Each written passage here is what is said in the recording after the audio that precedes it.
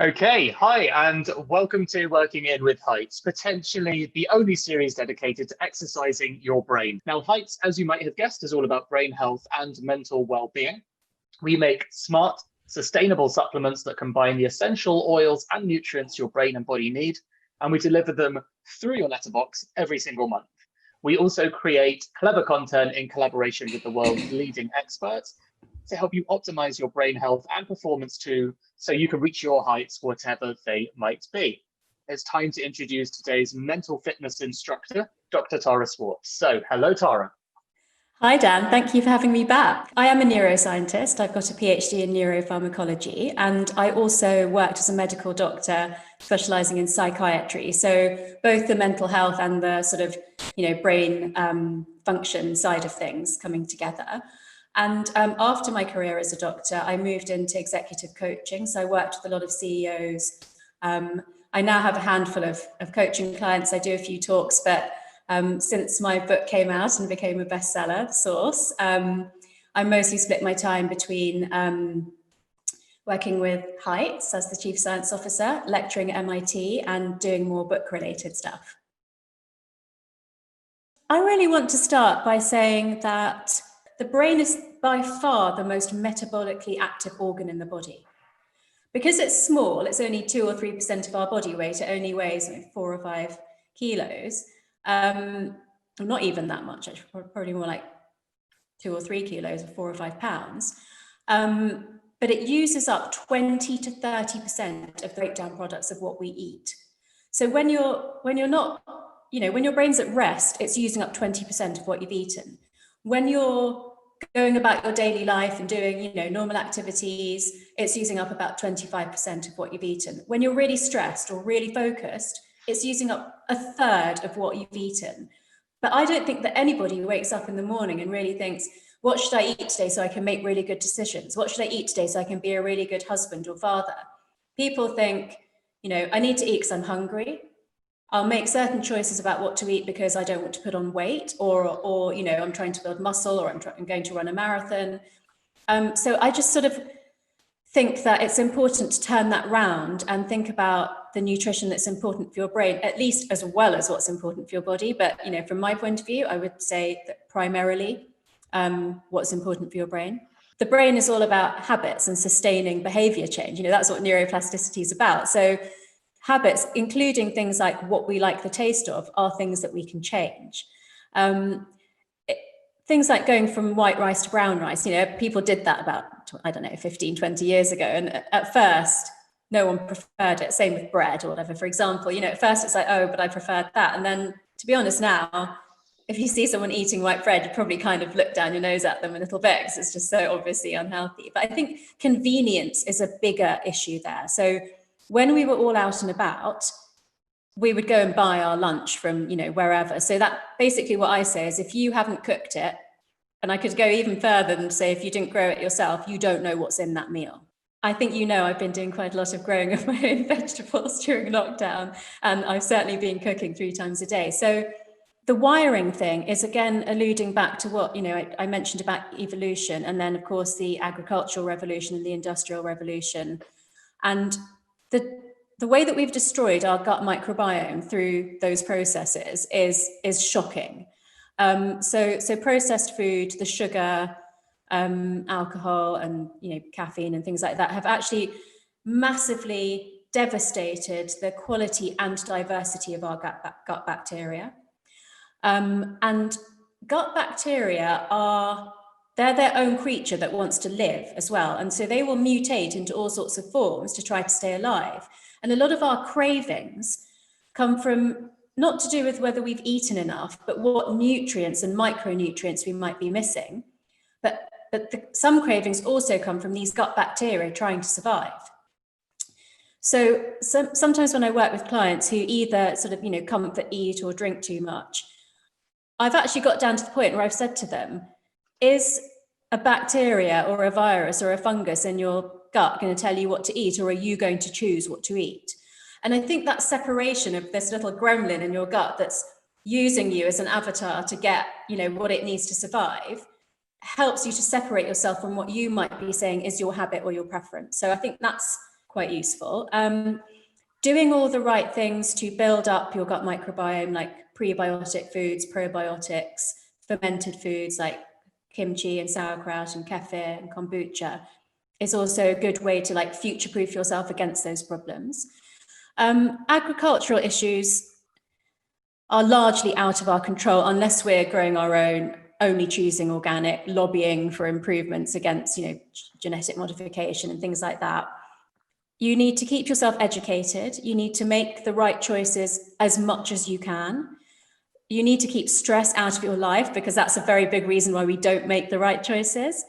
And I would say, certainly during lockdown, for example, or certainly during the winter months, or if you have a particular stress going on or an important event coming up, like the preparation I did for my US book launch, I did a 3-month, full on with the supplements. So I think at certain times you actually do need supplementation as well as eating healthily.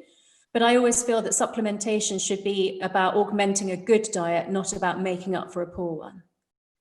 Yeah, exactly. And I think that's a really important thing. There are obviously some diets where, a product like Heights or supplements, wherever you get them, are almost non-negotiable. So vegan and vegetarianism, lifestyle choices like that have their limitations in terms of the nutrients you can get in. That's where it becomes, I think, a non-negotiable. That's certainly my experience, holding my hand up as one. The reality, though, for others, obviously, is like you just said, it should be about augmenting a good diet and making sure that you are really looking after number one. And, as you said so eloquently earlier, putting your brain first, because if you do that, you start to make better decisions, you start to feel better, you're avoiding stress by making better decisions, and everything starts to fall into place. So our brains are 60% fat, 90% of that is this compound called DHA, which is really only found in oily fish. But now we know, we can get it really sustainably from algae or seaweed as well. So if you don't eat fish, then you pretty much do need to supplement it. If you do eat fish, you actually need to be eating 3 portions of oily fish per week. So that can be tricky for people. And it's one of the basic building blocks of many cells, but brain cells particularly, and that's why children are often given omega oils. But I'm from that age where I remember being given cod liver oil. It was just the most disgusting thing, and and then there were better supplements, but there was still an issue of the taste repeating. And so being able to avoid the fish for both sustainability reasons and for personal preference reasons. The algae oil is it's abundant, it's got all the good things in it, it's not, harming you or anyone. And so Joel and I actually just agreed our 3, my philosophy as the chief science officer is brain first, do no harm to, our customers or the environment, and be innovative. So I think the most important thing for me, considering kind of lifestyle that people have today, tending to be a bit more flexitarian or vegetarian, vegan, and being under a lot of stress. So that's kind of like future-proofing your brain. Things I think are particularly interesting is the impact and role that things like antioxidants, B vitamins, vitamin D even, which has been such a hot topic during lockdown around the world. Be great to hear your perspectives on how they impact your brain as well. A lot of people in the Western world, and particularly closer to the poles, are vitamin D deficient, and a lot of countries fortify milk or cereals with vitamin D, but still we are vitamin D deficient. We just simply don't get enough sun, which is our natural way of manufacturing vitamin D inside our body if we're not getting it through our nutrients.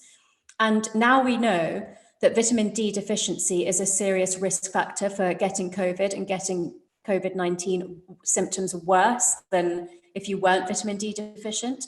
That yes, the UK government and NHS is now saying that we should all be taking vitamin D for 9 months of the year. So, it used to be sort of 3 months, 6 months when it's winter kind of thing, but now we need to be building up those levels proactively. Vitamin D has, we've always known that it's protective against certain cancers later in life, but now, COVID-19 has really brought vitamin D back to the front of our minds. And the B vitamins, they're sort of for the whole nervous system.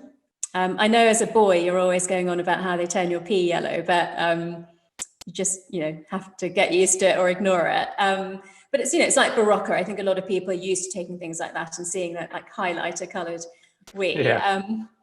But a big surprise the first time. Yeah, exactly. Yeah, I know, you're like, what's wrong? And then, so, the B6, the B1, the B12, the folate, all of those good things, they're required for our entire nervous system, not just the central nervous system, and they combat things like fatigue. And then the antioxidants are probably, they're very up there as part of the anti-aging diet, or the reverse aging diet, which is what I called it. So they are basically, good compounds that eat up all the free radicals, which are the products of the oxidation process of our body. So naturally in our metabolism, as we live and breathe and digest, there are processes going on, particularly if we eat processed food or smoked food, or under a lot of stress, that are pro-oxidant processes that release these free radicals. And these free radicals cause cell death. So cell death to neurons, but just general cell death. And that's what aging is really. And that process of cell death is called apoptosis, just for the science geeks out there. So basically, if we take antioxidants, they mop up those free radicals and reduce the damage that's caused by the severe pro-oxidant processes, but also just the natural aging processes. So basically, omega oils, antioxidants, the B vitamins, those are kind of the top three. And then we included smaller amounts of vitamins that you should be getting from your diet, but you might not. So it's just to top up. But now, vitamin D has become particularly topical. What are your three takeaways that you want people to remember and put into practice and start optimizing their brain power with regards to nutrition? Thinking about your diet in a brain first kind of way. And that would mean focusing on the oily fish, the other good oils like olive oil, flaxseed oil, avocado oil, eating lots of avocados, nuts and seeds, the hydrating fruits and vegetables that I mentioned earlier, so leafy greens, also have a lot of magnesium in them, which is good for stressed people, so do nuts and seeds. And eggs are also, have choline in them, so they're also good for your brain. So trying to include one or most of those things like on a daily basis. I hope it hasn't come across as, that it's all about things that you shouldn't be eating or what's bad for you. There's actually lots of really yummy things that are good for you, like dark chocolate, coffee. Red wine. Well, not so much, because you could drink red grape juice and that would be better for you than the alcohol. But, not as fun, Tara. I know. In moderation, that's probably okay. But focusing on the darker things, so the dark berries, and we have bilberry extract in the capsule, the dark beans, so choosing black beans over chickpeas or whatever. I don't actually, I only drink coffee when I meet you and Joel, but, dark roasted coffee. Not eating smoked food. So smoked food is very pro-oxidant. So that will undo a lot of the good of taking antioxidants. And, I used to love smoked salmon, but I stopped it at the age of 30 when I started that reverse aging diet. And now we've got, sashimi, and you can get non-smoked salmon and stuff. So those are the three main things from the brain point of view.